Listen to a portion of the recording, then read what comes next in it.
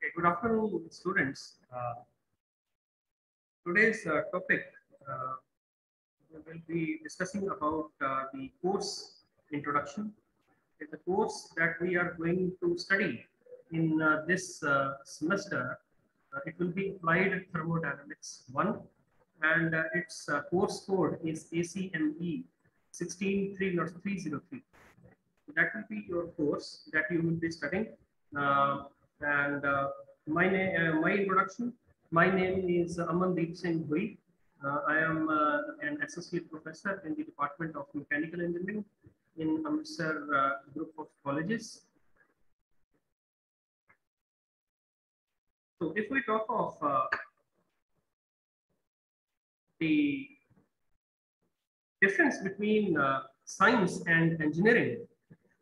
So in this diagram, we can see that on the top, you can see that the line is written is scientists discover the world that exists.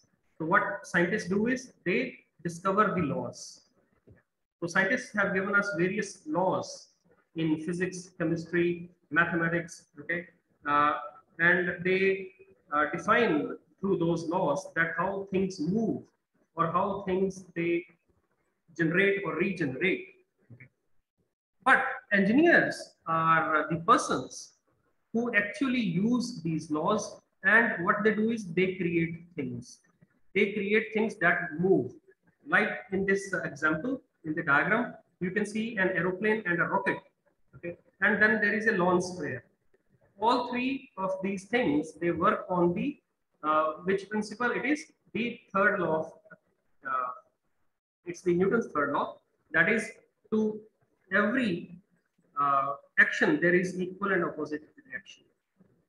So here also, what is happening is the aircraft is moving in the forward direction. So the thrust is produced at the engines. So engines, what they do is they suck in air, they increase the enthalpy of air, and high kinetic energy, high energy air, it exits from the engines.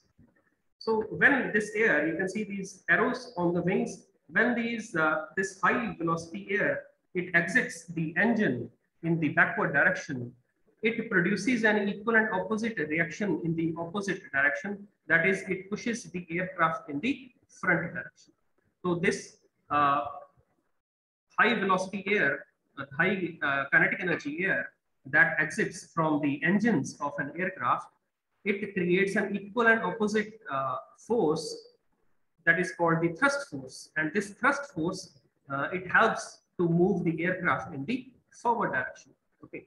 So this means that the principle or the science behind this was given by the scientists, but scientists did not create an aircraft. The aircraft was created by the engineers. Similarly, the second example, if you can see, here we have a rocket. So what happens inside a rocket? The rocket, we have fuel. The fuel burns, and when the fuel burns, the exhaust gases, because they are at high enthalpy, high pressure.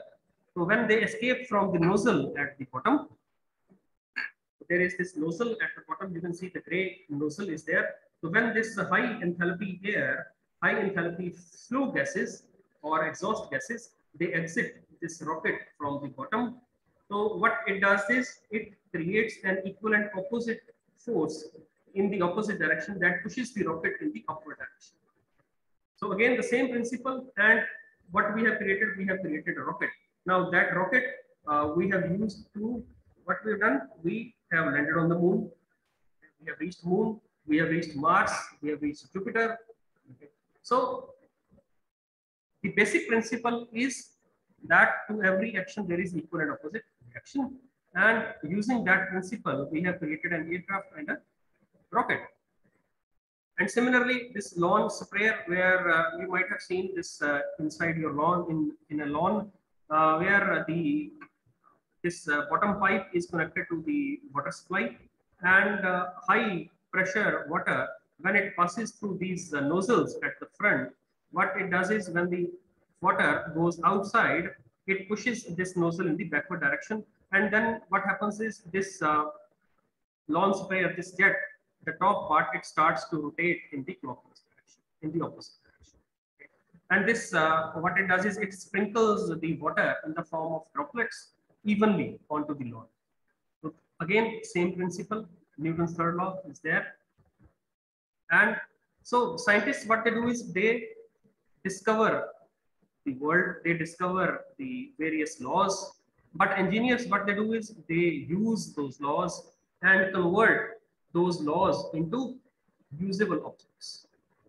Now, all the objects that you see around you, like your air conditioners, your coolers, your cars, motorcycles, okay, buses, trucks, trains, and computers. So everything is created by engineers. Scientists, they have developed the laws, okay, that they have said that, okay, heat can be converted into mechanical work. Now, engineers, what they did is they created engine. Now, engine, what it does is it converts the heat energy from the fuel into mechanical work. So, engineers, they developed that principle or they developed that law into a movable or a workable object. That is an engine.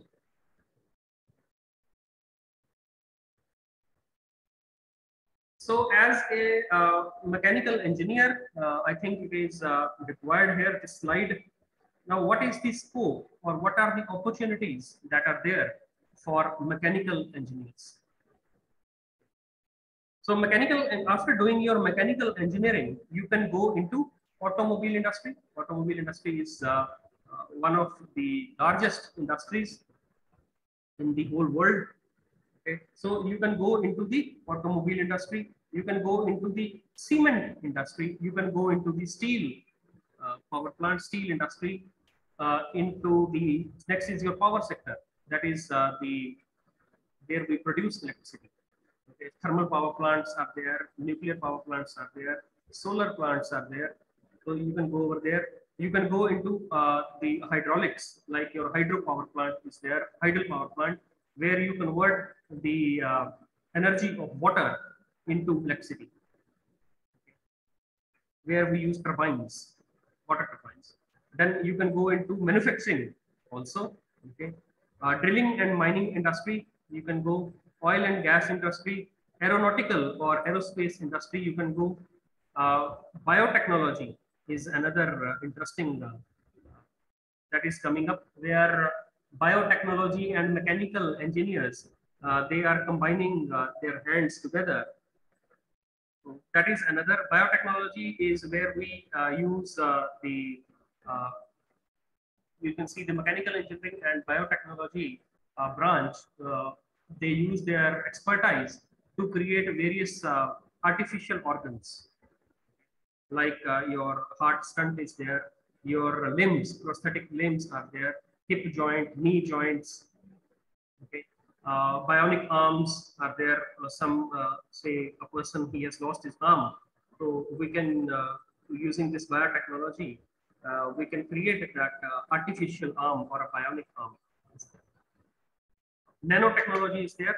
Uh, in nanotechnology, what they are creating is they are creating nano is 10 to the power minus 9. Okay, that is this, such a small size. So at such a small size, they are creating small robots. Swarm technology is there, nanotechnology. Those robots can go into your bloodstream and they can actually attack the cancer cells. So nanotechnology is very important, say a new branch that is coming up, and a lot of work is being done in this nanotechnology. Then you can go into the defense sector. Obviously, teaching is there. Teaching is a good profession. Teaching, you can go for teaching. Research and development. So each and every industry, each and every government, each and every country, they have their research and development wing. So you can go into the research and development cycles. For that, you have to do your master's and then you have to do your PhD, and then you can go into the research fields. So these are all the sectors that you can explore after you complete your mechanical engineering.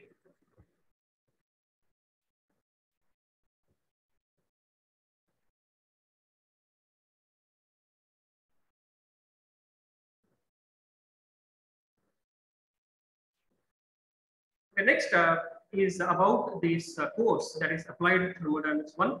What are the course objectives? Okay. Now, the course objectives are, after completing this course, what all things you will be able to learn or apply that learning. First is you will learn about the combustion phenomena of fuels and the minimum amount of air required for complete combustion of fuel. This is very important. Every I will say engineer should know about this combustion of fuel phenomena. That what is the minimum amount of air required for complete combustion of any fuel. Now, in almost all equipments that we use, we are converting. If I talk about automobiles, we are converting the energy from the fuel into mechanical work. Now, how much fuel is coming inside the combustion chamber? Okay. Now, for combustion of fuel, we need oxygen,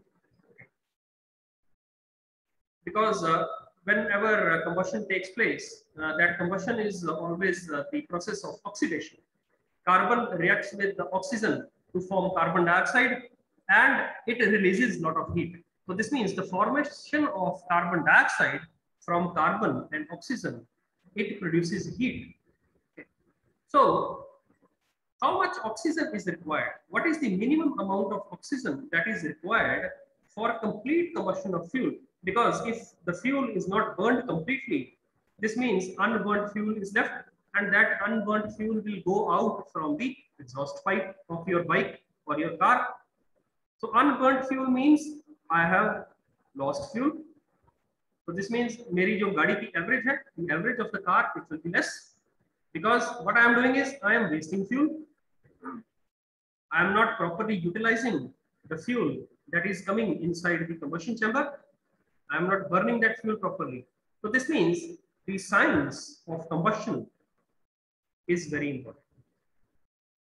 How much fuel, minimum amount of fuel required to move the car in the forward direction, और उस minimum amount of fuel के लिए the minimum amount of oxygen that is required for complete combustion of fuel, so that no unburnt fuel goes out into the environment, into the atmosphere. So this is one of the chapters, that is combustion of fuel, and knowledge of this chapter is very important for any engineer. Next topic is to study about the various parts of an IC engine. So IC engine is your internal combustion engine. All the engines that are used in your automobiles, they are internal combustion engines.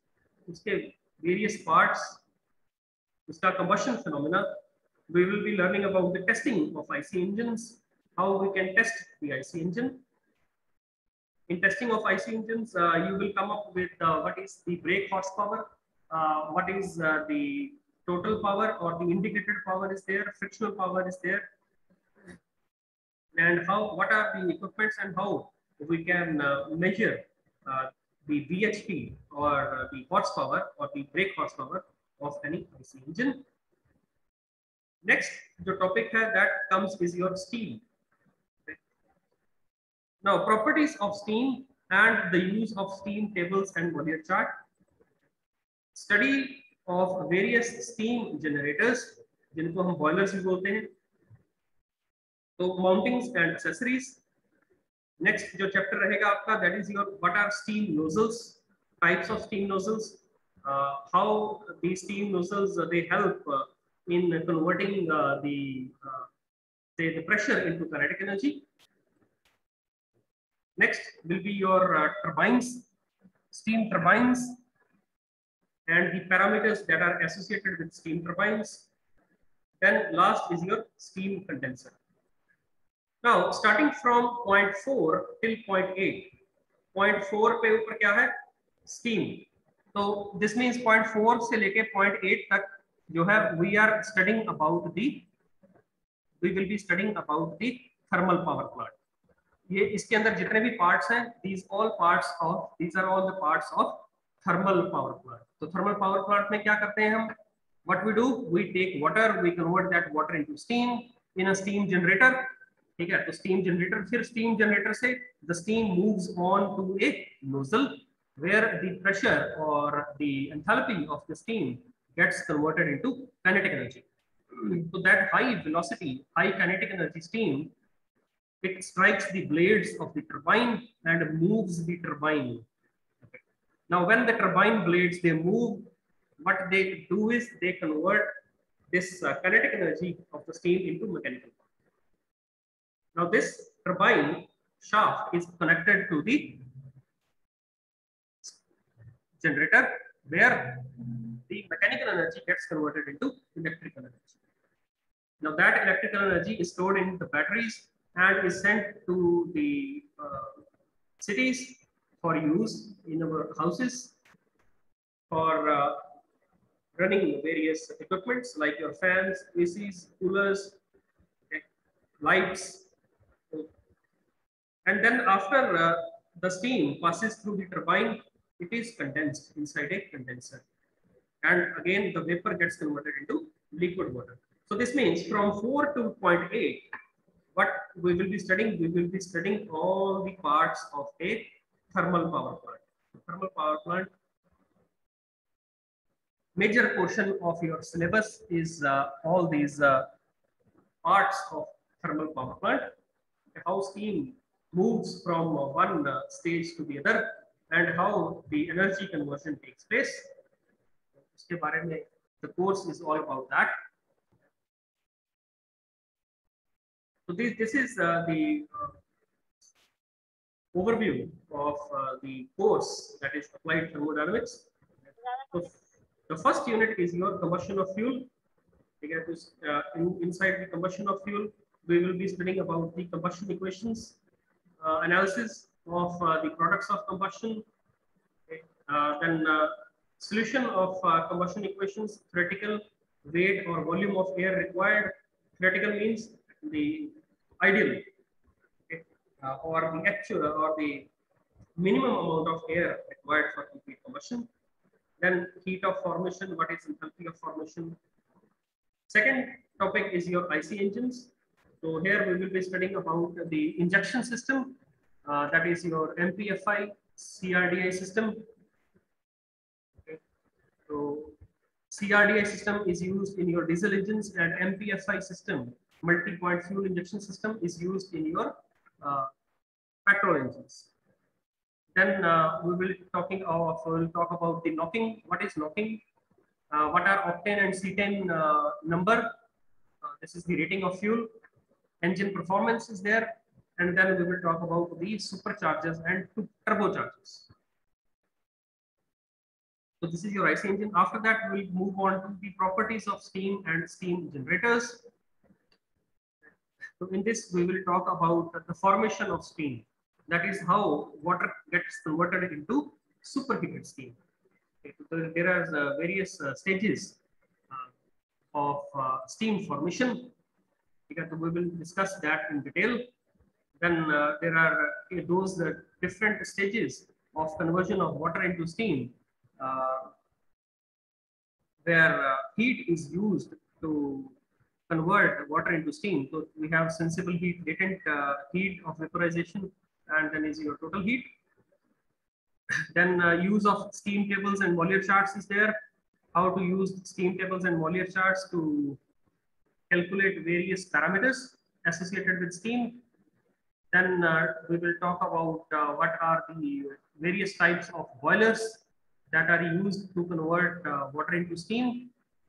उसके अंदर Cochrane, Lancashire, Babcock, Wilcox, Benson, Lamont, these are all types of boilers.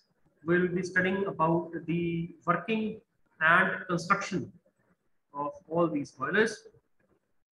Then we will talk about what are boiler mountings and accessories.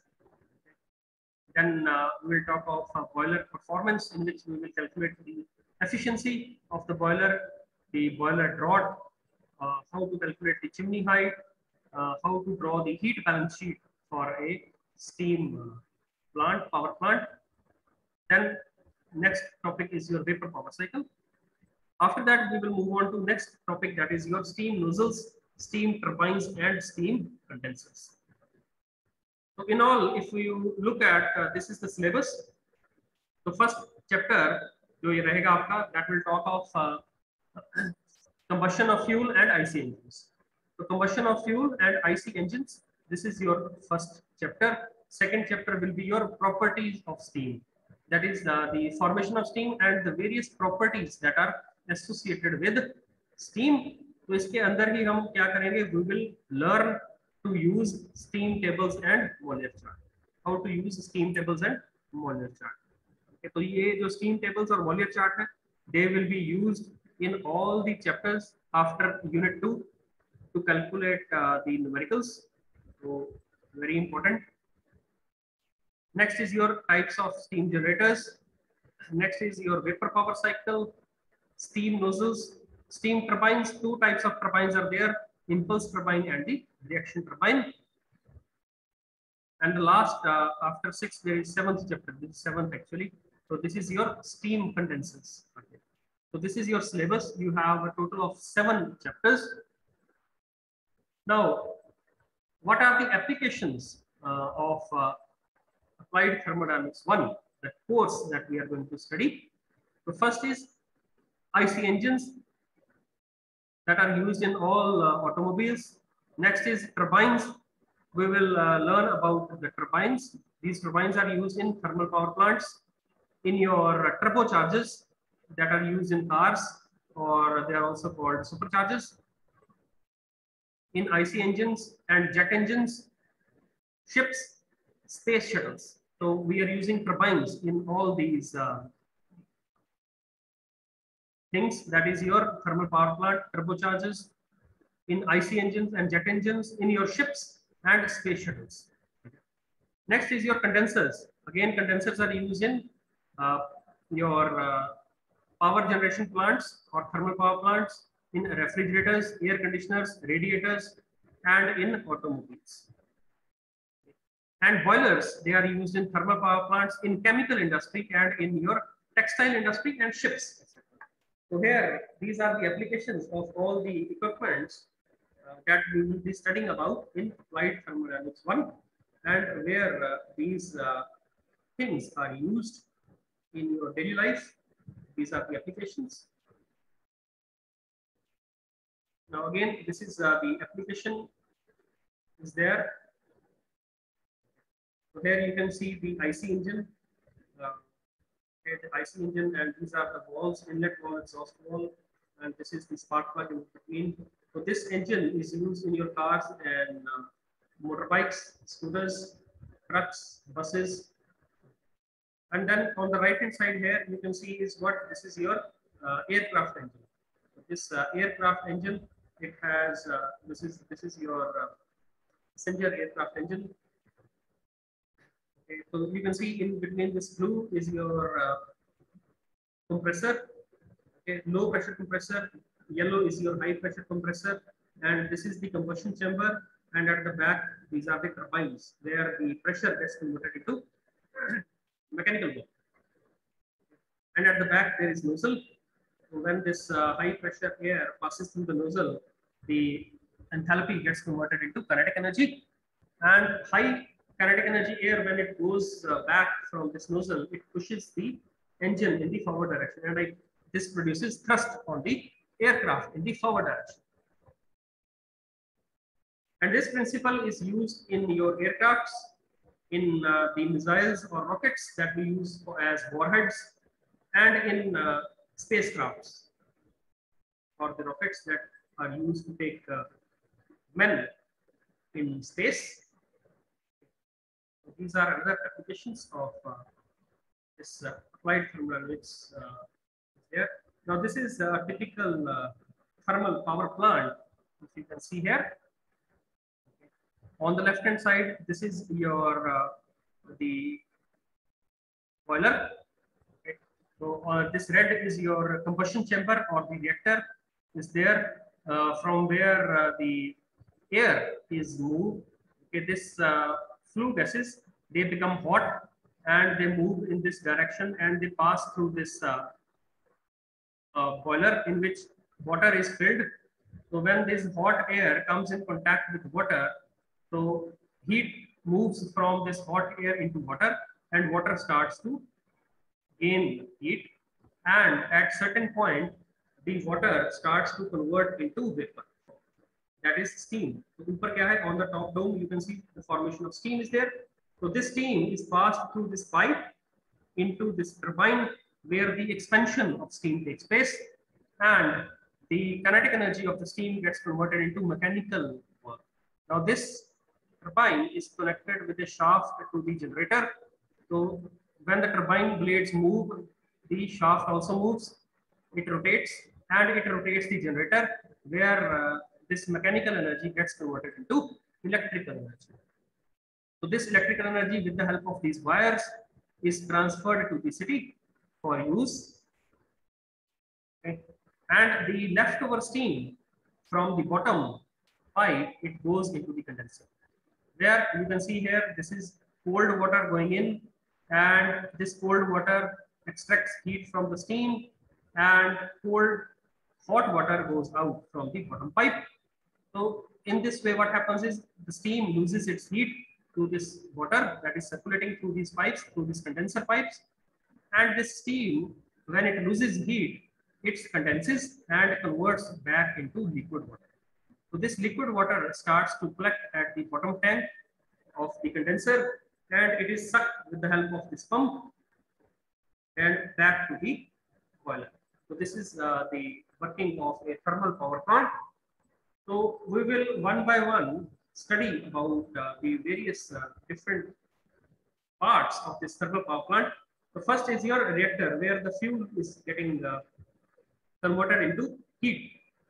Okay, so we will study about the combustion of fuel.